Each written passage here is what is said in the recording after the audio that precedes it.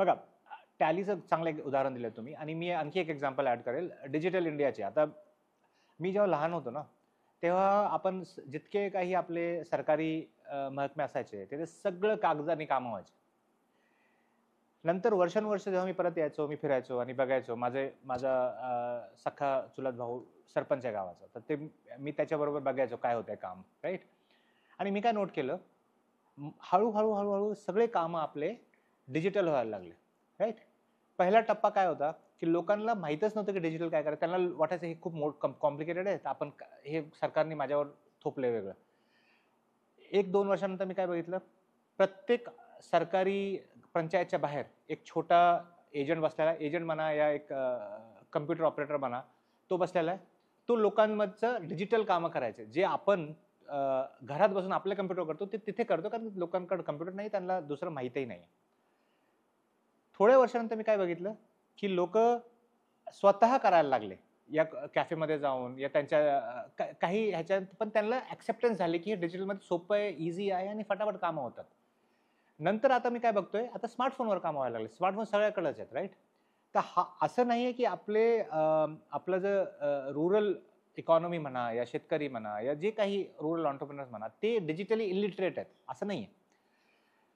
Problem काय आहे, की जेव्हा दोन प्रकारे डिजिटल कन्झम्पशन होतं आपल्या देशात. एक तर सरकारी जेव्हा काही स्कीम असते, त्याचे लाभार्थी म्हणून मला जेव्हा फोर्स केलं जातं, की आपण ह्या पोर्टल थ्रू जा, या हे फॉर्म भरा, ऑनलाईन भरा, तेव्हा आपण करतो. कारण की आपल्याला त्याचं काहीतरी इन्सेंटिव्ह आहे. दुसरं आहे कन्झम्पशन म्हणजे YouTubeमध्ये व्हिडिओ बघा, Instagramमध्ये व्हिडिओ बघा, नाही WhatsAppमध्ये मेसेजेस पाठवा. हे सगळं कन्झम्पशन झालं, राईट? तर हे दोघं खूप सोपे म्हणा, या त्याच्यासाठी मला काहीतरी इन्सेंटिव्ह आहे, ते त्यासाठी मी करतोय, राईट? तिसरा जो गॅप मी जे बघितला, ज्याच्यात भारतरत आम्ही काम करतोय, की जिथे जे ऑपरेशन्स आहेत, आजही तेच फिजिकल प्रॉपर. टॅली तुम्ही एक्झाम्पल दिलं. टॅली एक खूपच लिमिटेड एक्झाम्पल आहे, कारण की खूप कमी लोकं वापरतात आणि खूप थोडंसं एक स्केल झालेलं आहे. लोकं ज्यांचं काही बिझनेस होतं, ज्यांची काही स्केल झालेली आहे, ते वापरतात. आम गाव सोडा, शहरातही छोटा व्यापारी ना टॅली वापरतो, ना काही आतही हाताने बिलं बनवतो आणि त्याला हे नाही माहीत की माझी इन्व्हेंटरी किती आहे, माझे लॉस किती होते, माझी एक्सपायरी किती झाली, राईट? आणि हा जो मुद्दा आहे, लोकं ह्याला गांभीर्याने घेत नाहीत. कारण की एकदा आपण डिटेलमध्ये गेलो ना, मग वाटतं यार मी आजपर्यंत प्रॉफिट भले इतकं कमवत होतो, पण अगर मी माझ्या ह्या ऑपरेशन्सवर फोकस केलं माझ्या धंद्याच्या, तर माझा प्रॉफिट दुप्पट होऊ शकतो. आणि ही गोष्ट विदाऊट टेक्नॉलॉजी करणं खूप ते डिफिकल्ट आहे. तर हा गॅप मी बघितला आणि आजही तो गॅप आहे.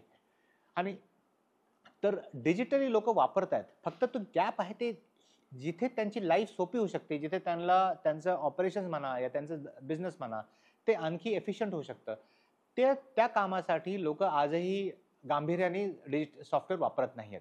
आणि असं नाही की सॉफ्टवेअर काही मोठी कॉम्प्लिकेटेड गोष्ट आहे. ती जसं आपण सरकारी फॉर्म भरतो डिजिटल इंडियामध्ये या WhatsAppमध्ये फॉर्म्स भरतो या WhatsAppमध्ये मेसेज, तितकंच सिंपल आहेत हे सगळे सिस्टम्स वापरणे. आपल्याला बघता पाहिजे की एका आपल्या रुरल एंटरप्रेन्योर्सला ती गांभीर्याने घेऊन आपलं कसं अपलिफ्ट करू शकतो. माझा बिझनेस आज ह्या लेव्हलवर, त्याला मी इथे कसं घेऊन जाऊ शकतो आणि त्याच्यासाठी मी काय सिस्टम वापरू शकतो, त्याची एक समज आणि त्याची एक आवड पाहिजे लोकांना.